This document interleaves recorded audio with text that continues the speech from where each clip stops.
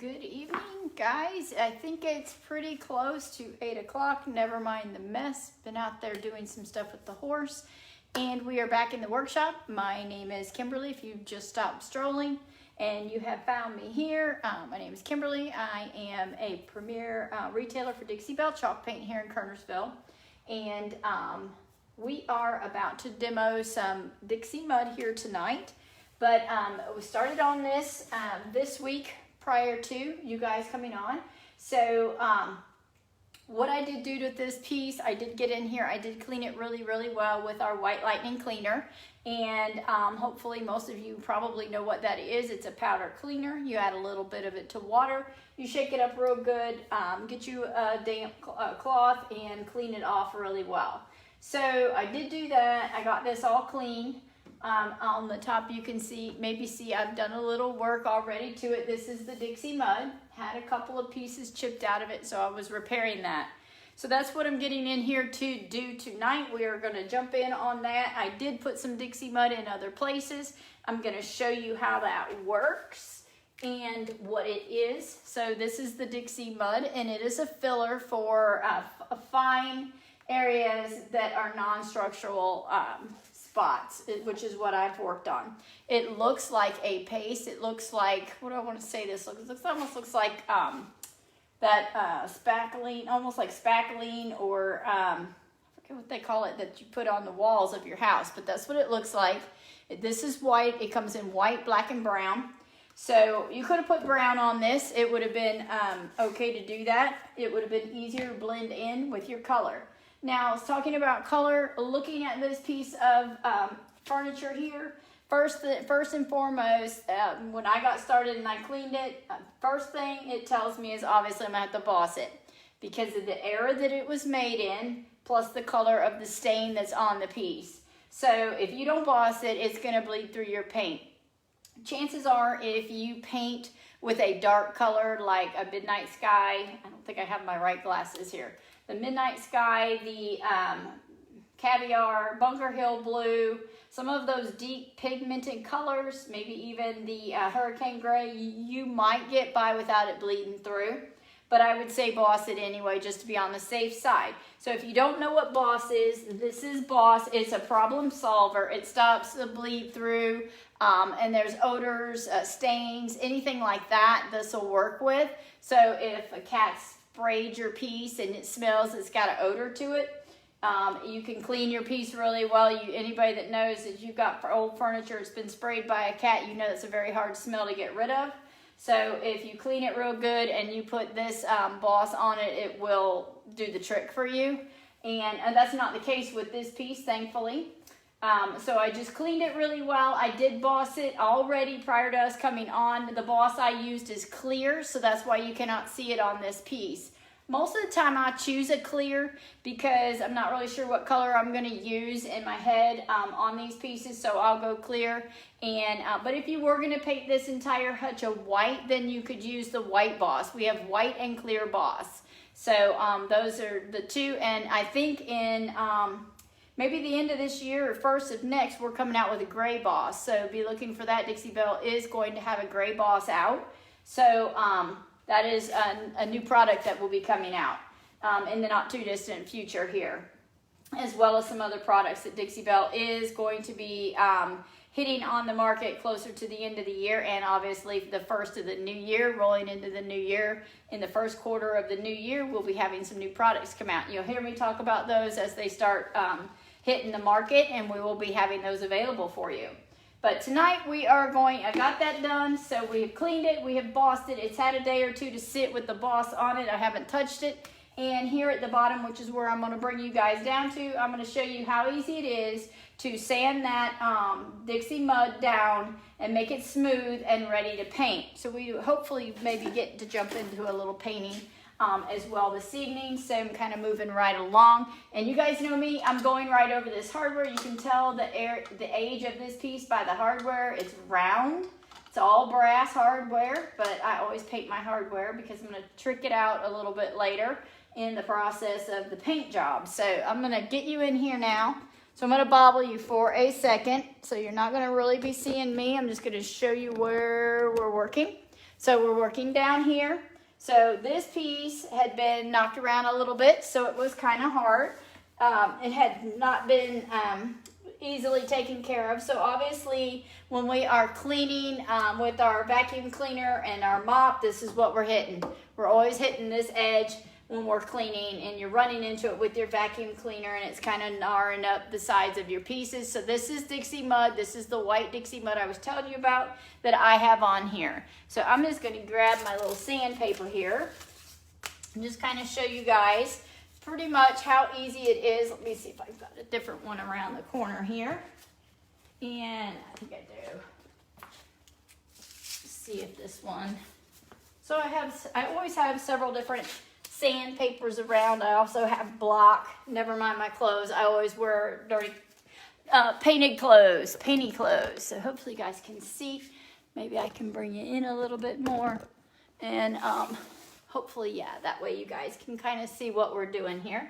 So this is that I always put a little bit more on than I need. That way I can kind of sand it down smooth to the level that I need, if that makes any sense. So I'm just going to kind of come in here. Now this sandpaper I have here is 100 grit sandpaper, so that's not very rough.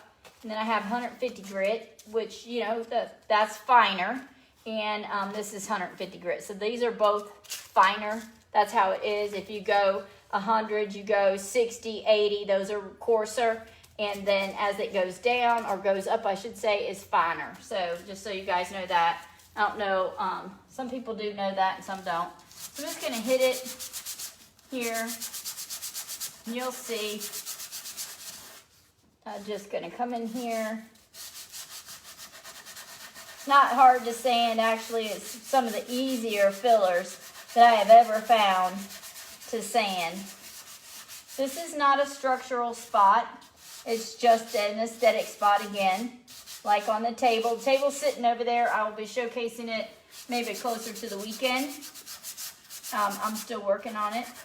Yes, I'm on my hands and knees working on my furniture most of the time. So you see how I can sand it down. You can see where it was kind of missing. This was a chunk of wood that was missing off of here, right? So I'm just going to come in, and I'm just going to keep it flat against my piece. Kind of create a little edge there. And this is a well-loved piece of sandpaper here.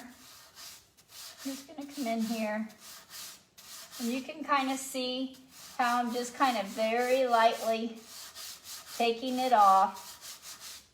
It's easier to just kind of fill that spot. And I'm taking it off pretty much on this edge here. It's not nicked off. I just want to kind of fill where it is, where it does have its problem.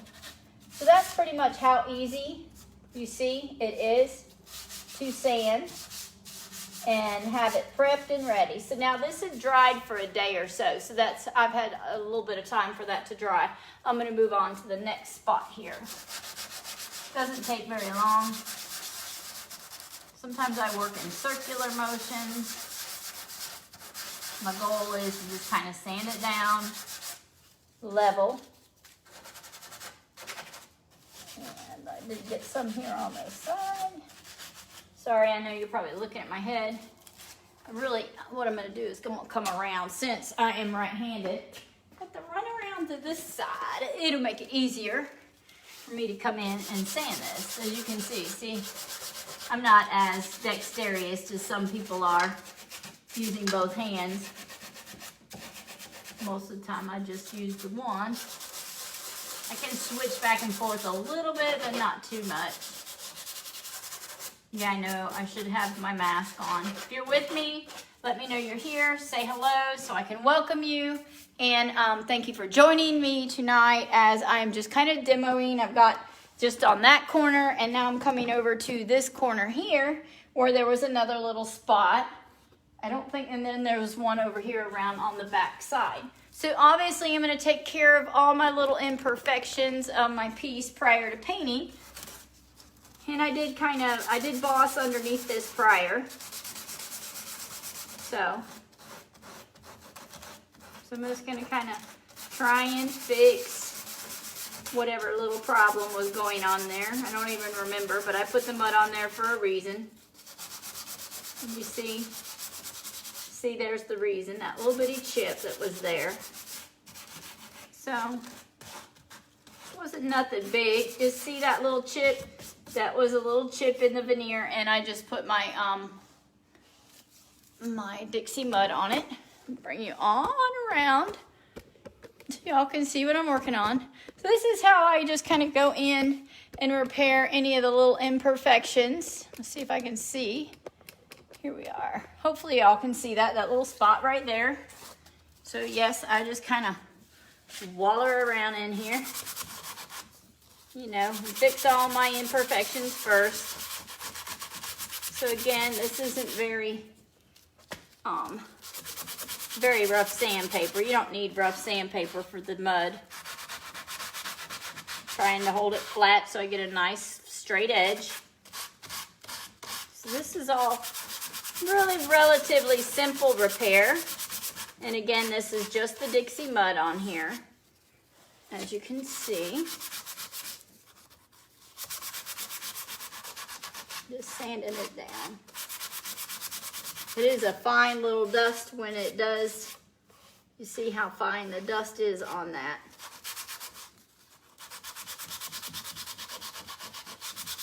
This is the extent of my repair on this piece. Thankfully, this piece is in pretty good shape. And now I'm just gonna got me a couple of little baby wipes here. You see, it's very fine dust. I'm just gonna back that dust off of there. And I'm gonna go around to the other side. I can see where I touched it on there. Then I'm gonna go around here and I'm gonna clean up my little dust here. So it's not too hard, but I do suggest that you clean up. I mean, here on the other part is not too bad. But I am gonna take the dust that I did create. It's gonna be like a little barrier between my paint. So I don't want that dust barrier there. So I always take a damp cloth. In this case, this is just a baby wipe, and clean up where I got that. A lot of times I'll just use my baby wipe to clean up my mess off my floor so it's not all over the place. Pretty relatively straightforward and pretty simple, I think, on these little imperfections.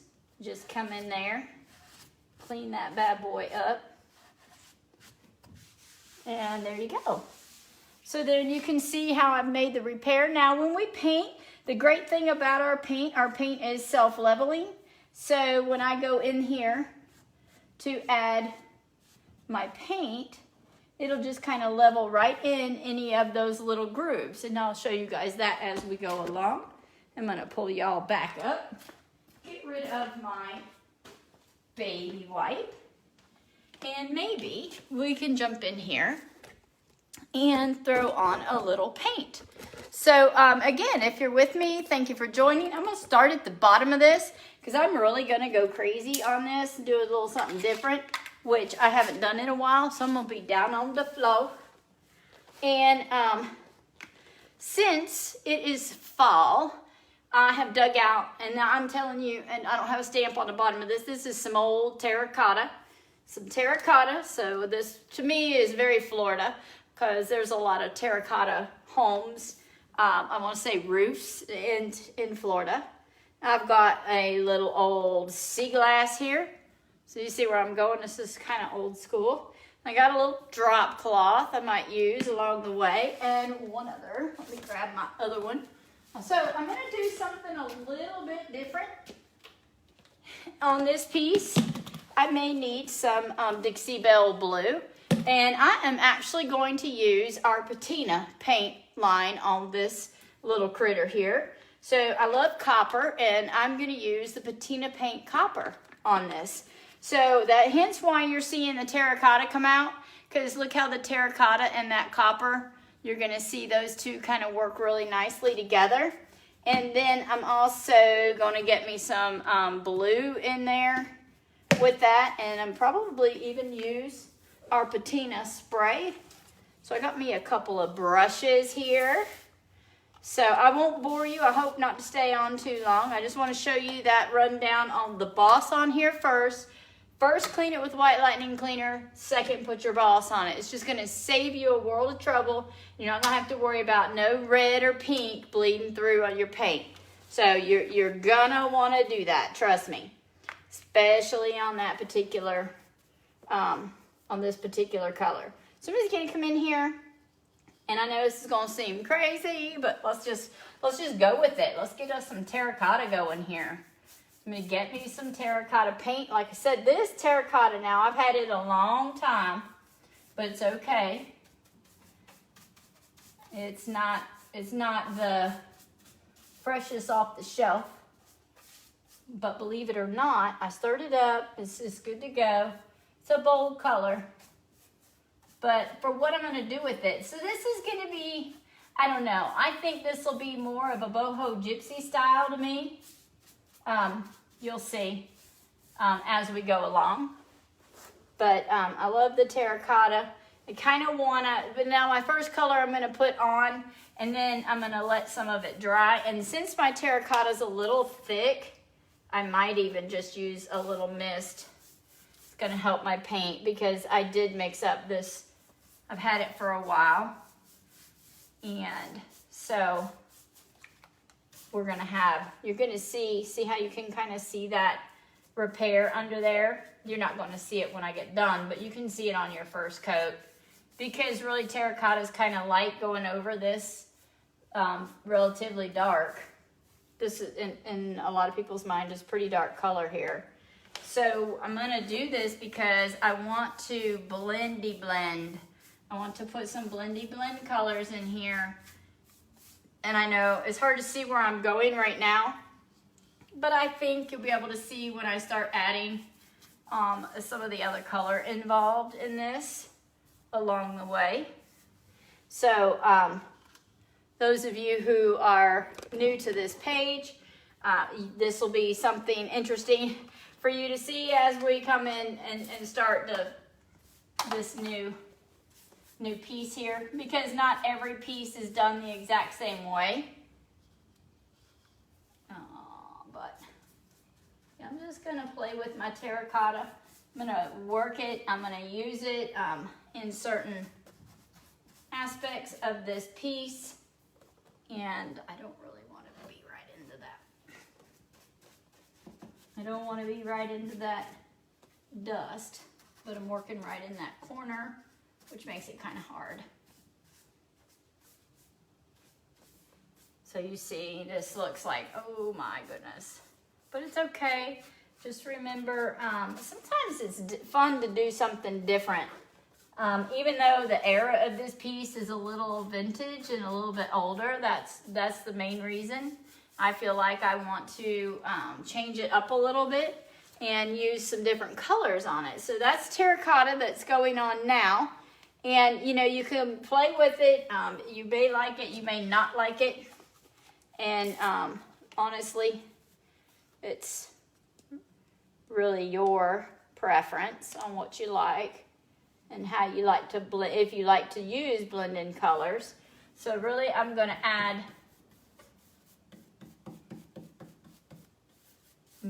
me some other color to this. Because I really want this to be more of a vintage, it's going to be new but vintage at the same time, if that makes any sense. So it's going to seem kind of odd as I'm bringing these colors into play. So yeah, I have my terracotta under there, don't forget. So I'm bringing in some, this is the sea glass I'm actually dipping into right now. So I'm wanting to give it sort of a unique, kind of add a unique vibe to this piece. So I'm putting some terracotta on and taking some off and putting some on. And I'm just kind of adding the two. Kind of gonna blend it up a little bit and mix and match here. Because it's just kind of where I wanted to go with this piece. And I will be bringing the copper in as well on this piece. So a lot of times I don't try to do the 2 blends at one time, but it's really your preference on how you want that. And so I might want, you know, to come in here and keep the contrast around the edges a little darker with the terracotta. So I'm just adding these different colors, blending these different colors in, because I want to vintage this piece out, but yet I want it to be modern at the same time, if that makes any sense. So I want to kind of come in here and do a little boho, unique, different. I may even dig into my Dixie Blue, just because I want to kind of see these colors blended or mixed together. Not completely blended, but kind of in the mix, in between. So that's why I have my 2 colors here. So really, a lot of times when you're putting these other 2, these blend colors on, a lot of times you won't really see how you like that. I'll say it might not stand out to you the way you like them until after both colors of paint dry. And then you'll see the difference. So like I said, I'm planning on even coming in here and adding a little bit of my copper. But don't think I'm gonna add my copper at the same time. A lot of times I'll add it at a different time. So just so you guys can kind of get an idea. So you can kind of get the idea of the gist of where I'm going. I'm gonna continue working up and continue to play with my colors. And so this is just the beginning. I'm going to come in here and I'm going to be adding some of my drop cloth color in, a little bit more of adding some of my copper in. It's just going to be kind of a different kind of piece here. So I'm going to continue working, and we'll show you as this is coming along further in our videos. Probably jump on Thursday evening and show y'all how we're going with this. So if you have joined me tonight, we thank you so much for jumping on with us. Thank you for watching our videos and participating in these broadcasts. We hope you all have a blessed evening. Hopefully we'll see you again on Thursday. Bye for now, guys. Thanks so much.